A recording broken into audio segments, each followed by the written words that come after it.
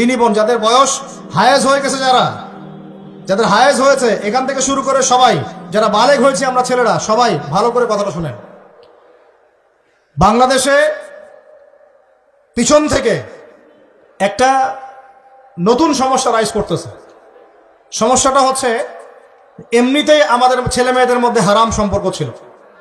এর স্কুলে, কলেজে, বিশ্ববিদ্যালয়ে যাচ্ছে, ফ্রি মিক্সিংয়ে পড়াশোনা করছে, বাসায় পর্ন দেখছে, ওখানে গিয়ে মেয়ের সাথে হারাম সম্পর্ক হচ্ছে, তারপরে প্রেমের সম্পর্কের নামে জেনা হয়ে যাচ্ছে, জেনা হওয়ার পরে ছেঁকা খেয়ে মাদক, তারপরে গান বাজনা, বাদ্যযন্ত্র ইত্যাদি ইত্যাদি, জীবনটা শেষ। এদিকে ওই ব্যভিচারী মেয়েরা কারো কারো ঘরে যাচ্ছে, তারা আমাকে বলতে দেন, ব্যভিচারী মেয়েরা কারো কারো ঘরে যাচ্ছে, ওদেরকে নিয়ে আপনারা আবার সংসার করতেছে। এই হচ্ছে না সিচুয়েশন?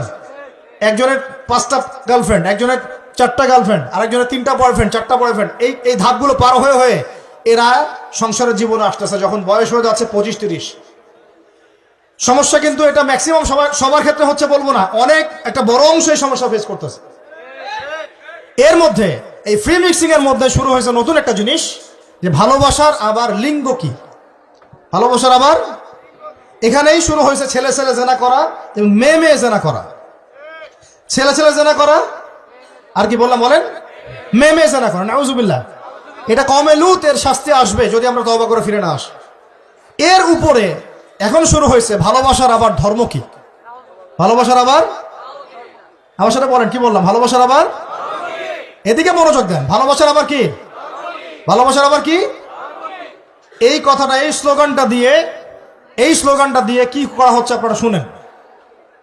অমুসলিম ছেলে মুসলিম মেয়ের সাথে প্রেম করতেছে, অমুসলিম ছেলে মুসলিম মেয়ের সাথে প্রেম করতেছে, বলতেছে ভালোবাসার আবার ধর্ম কি, তুমি আমি একে অপরকে মহব্বত করি, ভালোবাসি, এর মধ্যে ধর্ম আসবে কেন?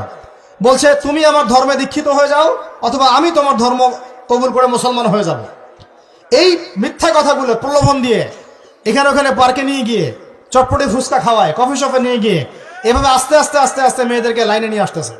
আনার পরে শোনেন, কথা আগে শুনেন, বুঝেন। আপনি ঠিক বললেও ঠিক, এটা না বললেও ঠিক, চলতেছে এটাই সমাজে। এখন কথা হচ্ছে, আমরা যদি আমাদের বোনদের ইজ্জতকে বাঁচাইতে চাই, এই বিষয়টা সম্পর্কে সচেতন থাকতে হবে। মেয়েদেরকে ফুসলিয়ে ফাসলিয়ে এভাবে প্রেমের জালে ফেলে শেষমেশ বেডে নিয়ে গিয়ে ধর্ষণ বা গণধর্ষণ করে মেয়ের ওই ওভারির মধ্যে ওদের বীর্যপাত করে দিয়ে ওই ছেলেটার কোনো খবর পাওয়া যায় না, লাপাত্তা হয়ে যায়। কোনো কোনো ক্ষেত্রে টাকার বিনিময়ে মেয়েদেরকে পাচার করারও অভিযোগ পাওয়া গেছে, এবং এই কাজটার নাম তারা সংঘবদ্ধভাবে দিয়েছে, এর নাম নাকি লাভ জিহাদ, বলে নাউজুবিল্লাহ। এবং বীর দর্পে ফেসবুকে পোস্ট দিচ্ছে, আজকে অমুক মেয়ের এটা করলাম, আজকে তমুক মেয়ের এটা করলাম। ভিতর থেকে একটা চক্র কাজ করতেছে, এবং এই চক্রের কেউই মুসলিম না, এই চক্রের কেউই কিন্তু মুসলিম না।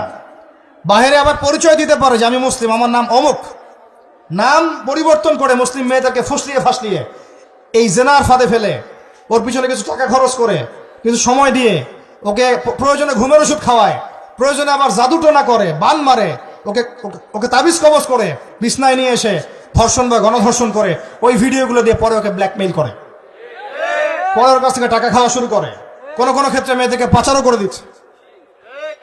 আমাদের মেয়েদেরকে বলতেছি, কোনো অবস্থাতেই কোনো মুসলমান ছেলের সাথেও কোনো অবৈধ সম্পর্কে যাবেন না। আর অমুসলিম হলে তো কোনো কথাই নাই। অমুসলিমের সাথে আপনার কিসের প্রেমের সম্পর্ক? একটা চট দিয়ে দাঁত ফেলে দেওয়া দরকার মেয়ের। অমুসলিম ছেলের সাথে তোমার কিসের প্রেমের সম্পর্ক?